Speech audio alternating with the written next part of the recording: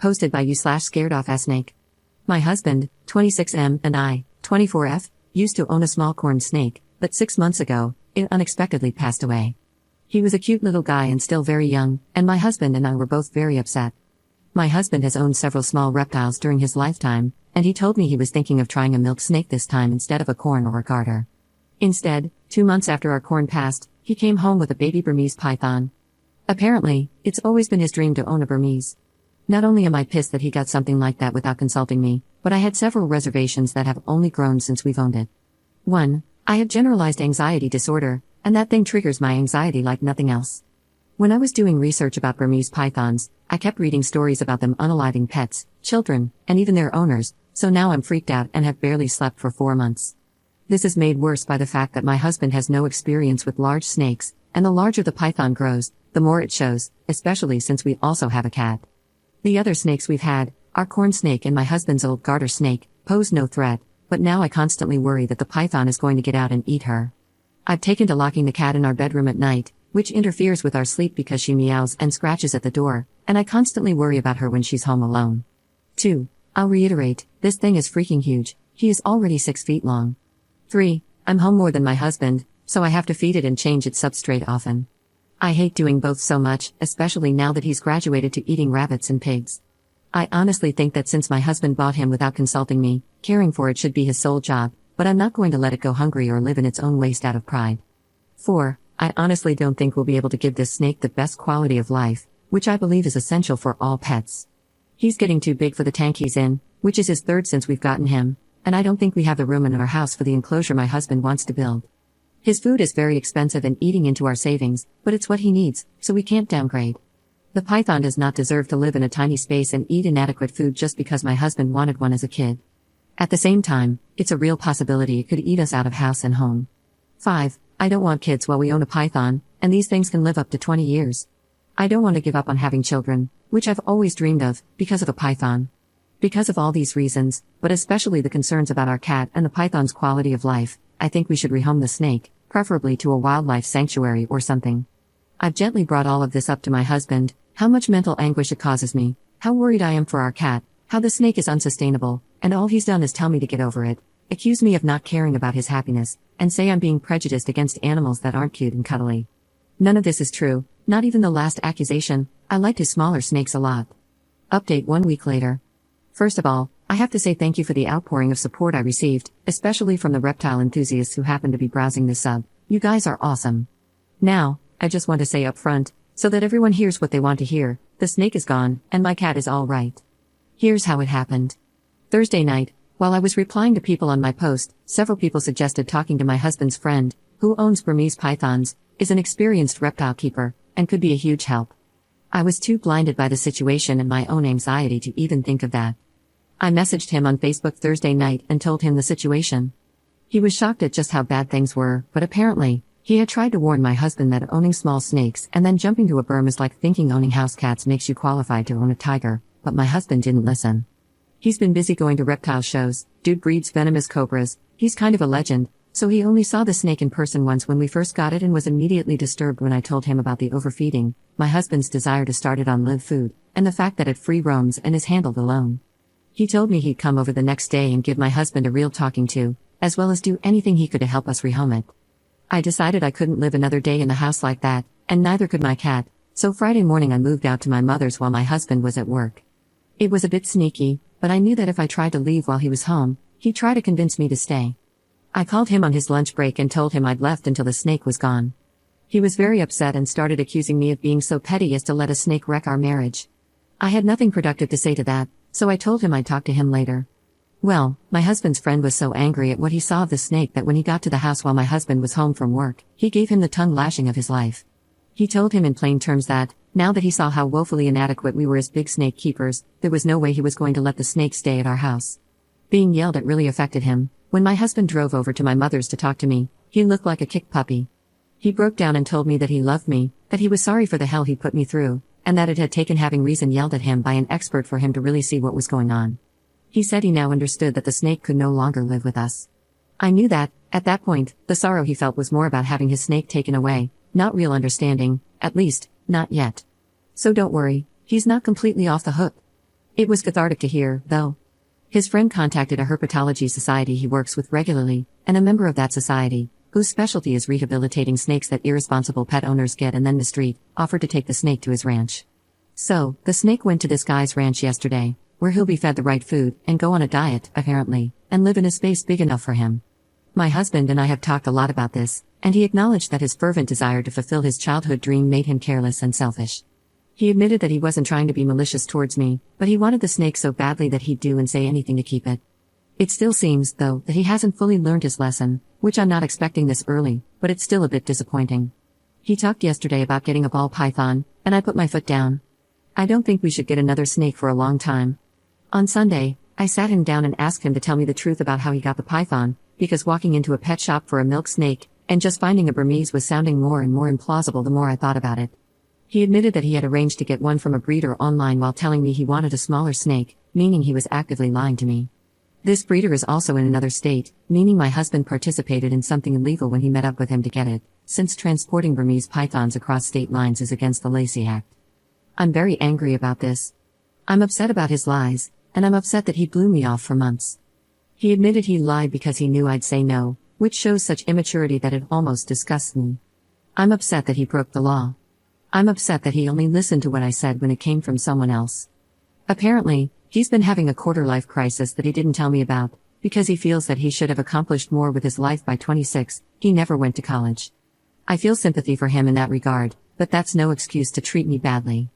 I moved back home with my cat last night, but our marriage is in serious jeopardy right now due to the lying and the lack of respect my husband has shown me. However, I made vows to stick with him, and I don't take those lightly. We're going to be getting counseling, which I hope will help him truly understand what was wrong with his actions, rather than just giving a knee-jerk response to being in trouble, so to speak, and will strengthen our relationship. If not, well, I'll have to consider my options. Second update 1 month later. Hi, I'm back. The snake is still gone, but I guess I'm returning out of desperation. People messaged me wanting to know how I was doing anyway. On the surface, therapy has been going well. My husband has been doing everything right. He's been contrite, open-minded, and treats me like a princess at all times.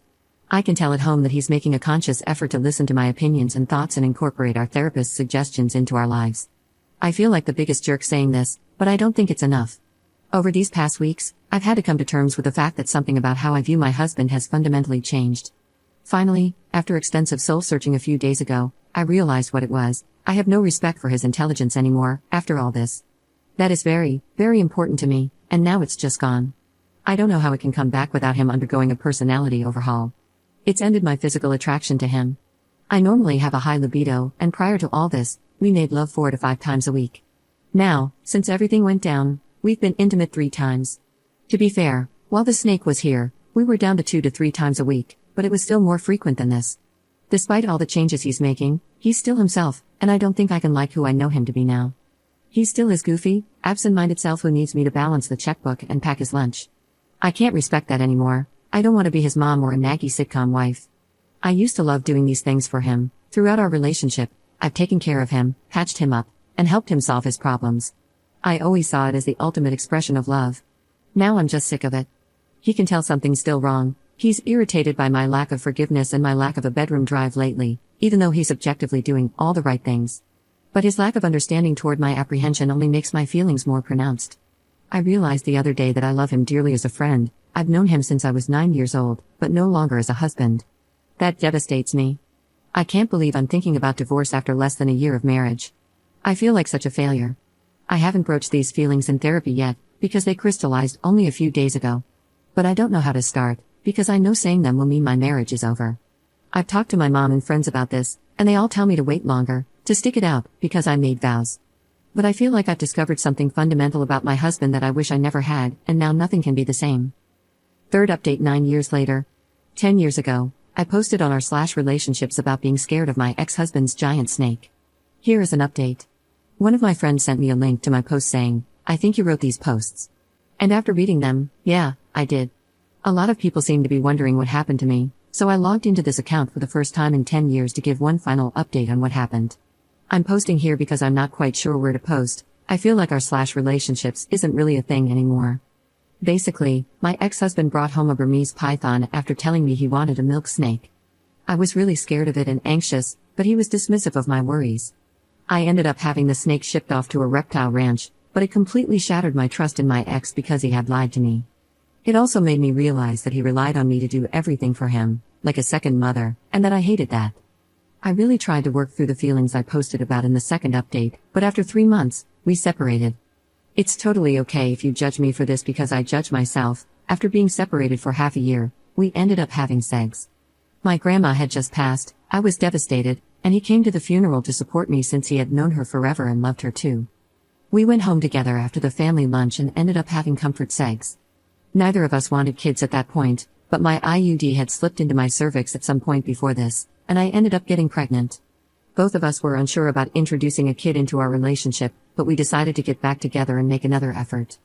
I had always wanted to be a mom and didn't want to terminate.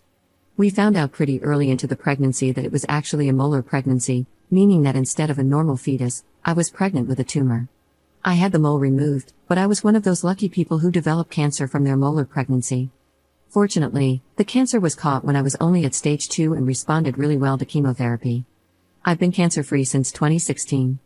However, my ex's behavior when I was extremely sick from chemo, we had stayed together after losing the pregnancy, made me put my foot down and want a divorce. He wouldn't, or couldn't, pick up the slack around the house, and I couldn't deal with it anymore. I felt like I couldn't depend on him for anything, not even when I had cancer. Literally a week after I was told I was cancer-free, I told him I was moving out and wanted a divorce. I lived with my mom for a year while our divorce was being finalized and a bit after that, and then decided to get a job in a new city because I needed a fresh start. I also decided to fulfill a dream I had been mulling over for a while and went back to college to get my BSN, Bachelor of Science in Nursing, in 2017. I graduated in 2019 because I was in an accelerated program for people who already had another degree, and I now work as a neonatal nurse. The job can be really challenging and difficult, but it's so amazing to watch tiny and sick babies grow, thrive, and eventually go home. I feel like I've found my calling. I also met a guy in my class when I went back to school. We were just friends for 2 years because I didn't feel ready to date, and then in 2019, we started dating. That guy is now my husband. We got married in 2022. My current husband is the most amazing man and partner I could have ever asked for. I can fully lean on him, and he can lean on me. And I don't have to ask him to please pick his socks up off the floor. He even does most of the cooking because I hate cooking. Due to my cancer treatment, I went into premature ovarian failure, so we are going to start IVF in the new year with eggs I had frozen before my chemo began. We also want to adopt and or foster at some point and have been looking into that as well. I know for sure my husband is going to be a wonderful support for me and an amazing father. At the time of my divorce, I had no confidence my ex would be either of those things. I don't want to just bash my ex, though. He's doing much better since we got divorced. A month after I left for good, he attempted to take his own life and was placed on a 72-hour hold at the hospital. He took their advice to follow up with a psychiatrist seriously and was diagnosed with ADHD, which explains so much about how he was when we were together. A little later on, he was also diagnosed with autism. I don't speak to my ex because it's too painful for both of us, but my mom is still close to his mom and has given me some updates. He's taking medication that has really helped his ADHD and was able to go to trade school. He has a much better job now and has been in a steady relationship. I wish him all the best. I look back on my old posts, and all I can do is shake my head. I was putting up with so much that I would never tolerate now. I also thought I was so grown up because I was 24 and married, but clearly, I still had maturing to do. Part of me feels sad for my ex too, because he was struggling for so long, and I was writing him off as unhelpful.